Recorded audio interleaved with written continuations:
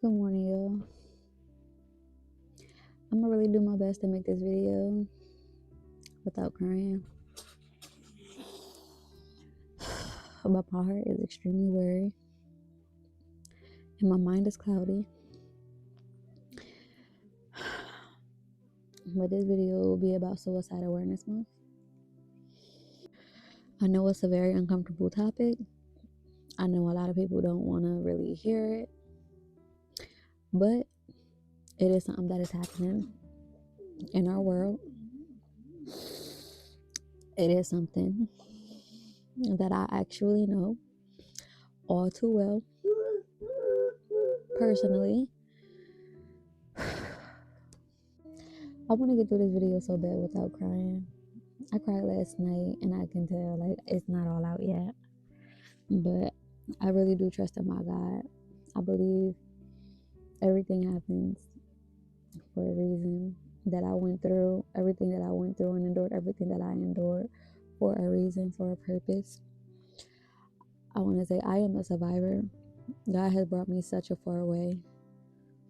I thank Him. I'm so grateful for Him keeping me. And now I know that I went through what I went through. I felt what I felt for this exact purpose and moment.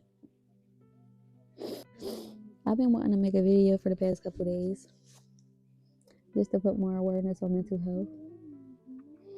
I really had no clue that it was Suicide Awareness Month until yesterday, when I just so happened to be scrolling on social media when I was supposed to be, to see that there is children, and I call them children because I believe they're only like 19, 20, 21,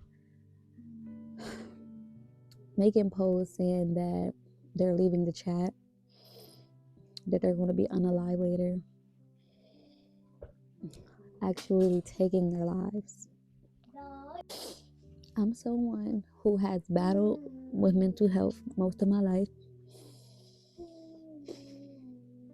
I'm someone who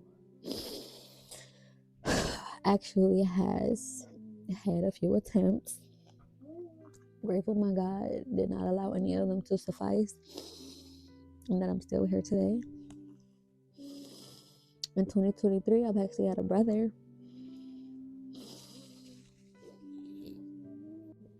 I'm not gonna be able to do it. I'm not getting through this video without crying. But in 2023, I had a brother who actually took his life. And the fact that I started my healing journey in 2022, part of me feels like I failed him, even though I know it wasn't my fault. Part of me just feels like if I would have got myself together sooner. Because as a life coach, the biggest thing to me that like really discourages me is, how am I going to help anyone else in the world if I can barely help the people who are the closest to me, who I love the most? It's so frustrating because so many people want to silence the people fighting this fight. So many people want to sit and just assume that they're just looking for attention. It hurts and it's very triggering to hear that so many people still don't believe in depression. But that's why I say I trust my God and the purpose that He has for me and all my life. And I say why I know everything happened the way it was supposed to happen, why I had to go through what I had to go through, why I had to endure and feel the way I felt, so that I can educate, do my best to educate people, spread more awareness for mental health, for depression, for suicide, because I know what it feels like to be alone. I know how loud those lies can get, how busy your mind can get, how heavy that weight can get, how dark that darkness can get. But that's why I say I'm so grateful God has kept me. And he has surrounded me with such amazing people, amazing souls that pour into me, uplift me, and just allow me to be. I'm grateful for my husband, who at one point in time was one of the people who said he didn't believe in depression. But because he loved me so much, he stayed by my side when I was in my darkest. He actually had willingness to understand. He actually still, even last night when I cried, just sat and held me and allowed me that safe space to just let it out. Because that's what a lot of us are missing. People who are willing to stay with us, people who are willing to allow us to just express ourselves, people who are willing to just sit even when they don't understand, that just let us let it out. Because even if it's super uncomfortable, we have to let it out. The most unhealthy thing there is to do is to I really want to not cry anymore. But the most unhealthiest thing that people can do when battling mental health is suppress it,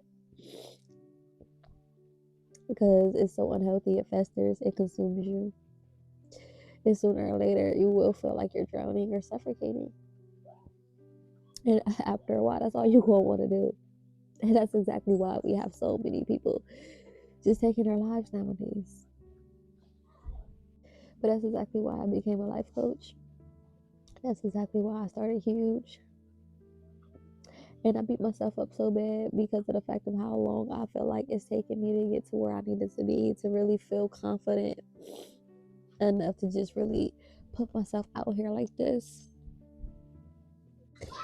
I really want to give people that safe space that we all desperately need, to just really just be, to know that it's okay to not be okay, to know that they're not alone, to know that there is light at the end of that darkness, on the other side of that darkness, to know that they are created on purpose for a purpose.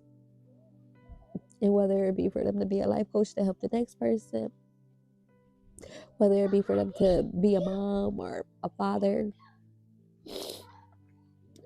I just know right now my heart is just so heavy for all the people just this past week alone that lost to this battle.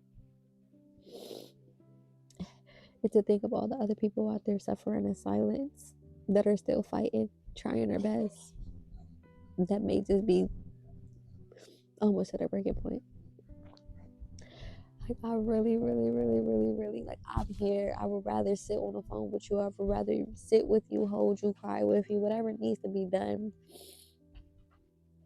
instead of having to see people have to put RIP in front of people's names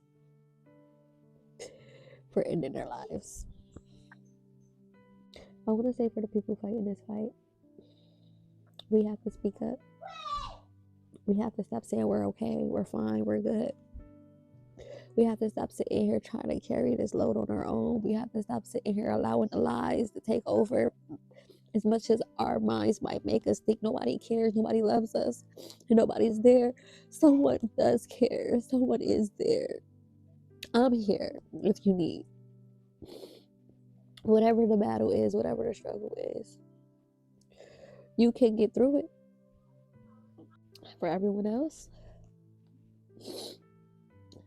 open your eyes. Pay attention. Educate yourselves on the signs, the symptoms. Check in.